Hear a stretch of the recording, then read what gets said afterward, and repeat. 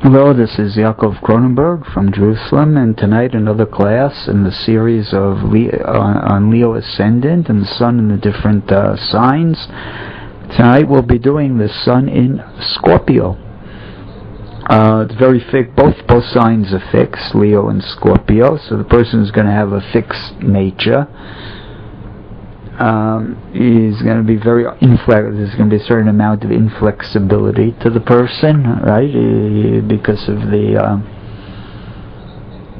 double, both planets being fixed. The ruling planet here is going to fall. The sun will fall in the 4th house, so he's going to feel he's born with a lot of potential, right? The 4th house is where you are when you're born, so he must have come from a good background, a strong background.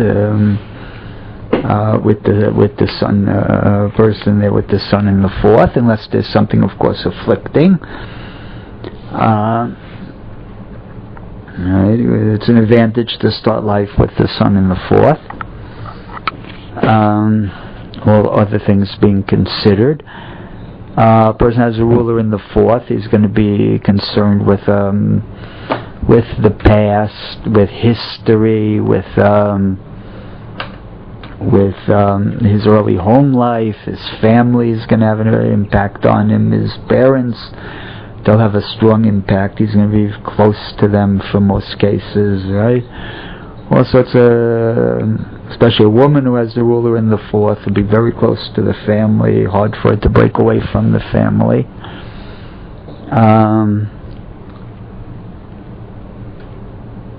So in any case, when you see the sun in the 4th, the sun also rules the second half of life. So I think I've showed you a number of charts in where a person has the sun. It's interesting. The sun is the 4th house is a strong house. The planet in the 4th works 100%. But there's an exception when the planet falls in the 4th house. Even though it works at 100%, it mostly works at 100% later in life.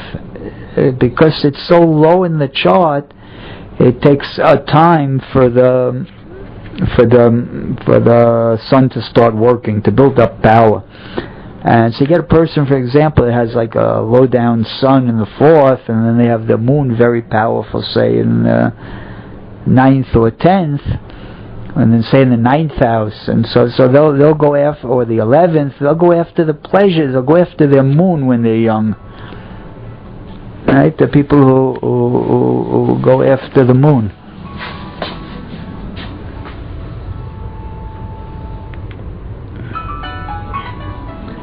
And so people who go after the moon at the expense of building a future. I've seen lots of charts like this, where you have the moon very powerful, and the sun just can't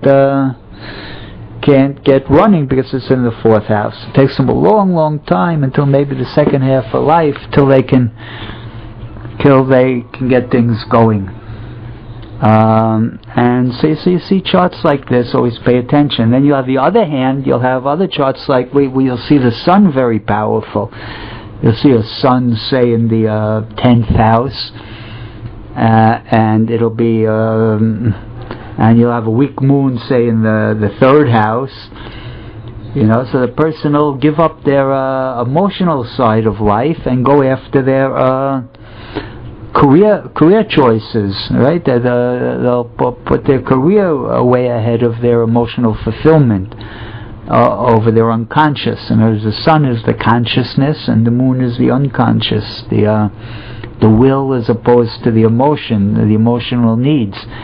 So if you get someone who has a sun is much too strong in relation to the moon, then the moon is going to suffer.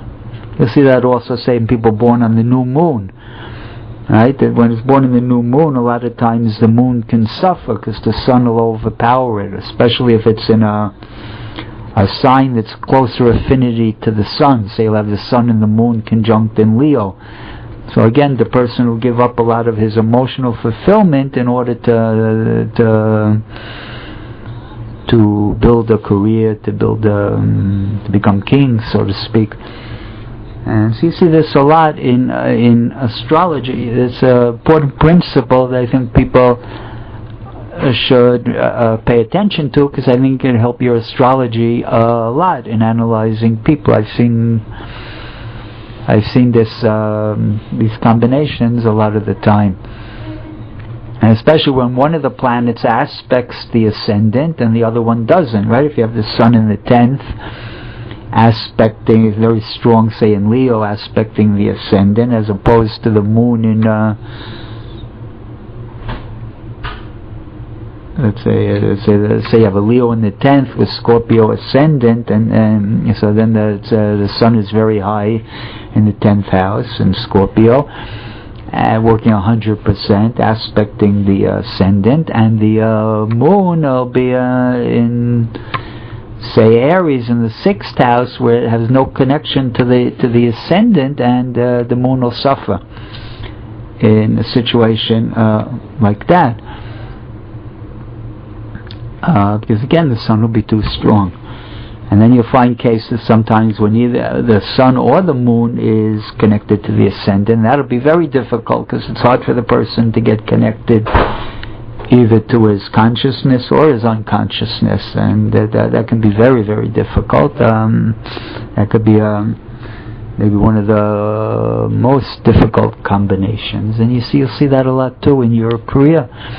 And tonight I want to look at one person's chart, a very famous Jewish man who he was called Bornstein, but he changed his name to Trotsky and became Leon Trotsky, one of the leaders of the Russian Revolution. Caused the Jews a lot of sorrow, brought a lot of death into the world. This man, he was a very difficult character, and you see it, it's a difficult position, the sun, with the sun in Scorpio squared the ascendant in Leo. Very, very fixed, very determined, very ruthless.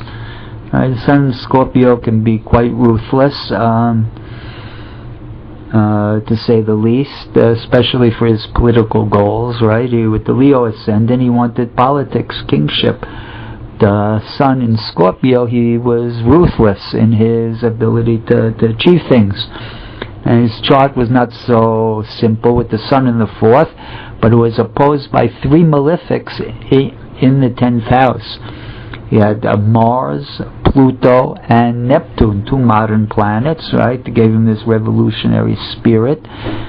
He also had Uranus in the 1st house, so all the 3 modern planets were strong. He didn't want to build, he wanted upheaval. He wanted to change things, right? To build a new society, a new world, and so to speak, he became number 2 in the country, number 2 in Russia, and then they had a power struggle with Stalin. Stalin won out. He left the country, Trotsky, and Stalin had him murdered, right? You see that with the tight Mars opposite his sun, the ruling planet, double approaching conjunction, with Pluto also approaching. In other words, Mars and Pluto are both in retrograde, and they're approaching the sun in an exact opposition going forward, and there's no third planet that is breaking up this opposition. Adrab, there's a moon there that square both of them, which intensifies the opposition, and eventually he got murdered. And it's a difficult, very strong chart, right? You see 6 planets in the angles, 3 on the 10th house, the moon in the 1st, Jupiter in the 7th, and the sun in the 4th. But he was a very ruthless character and very determined to do things that he felt needed to be done, and he didn't add up the costs, how much it would cost for what he was doing, and he was caused a lot of destruction in his time. And I thank everybody for listening.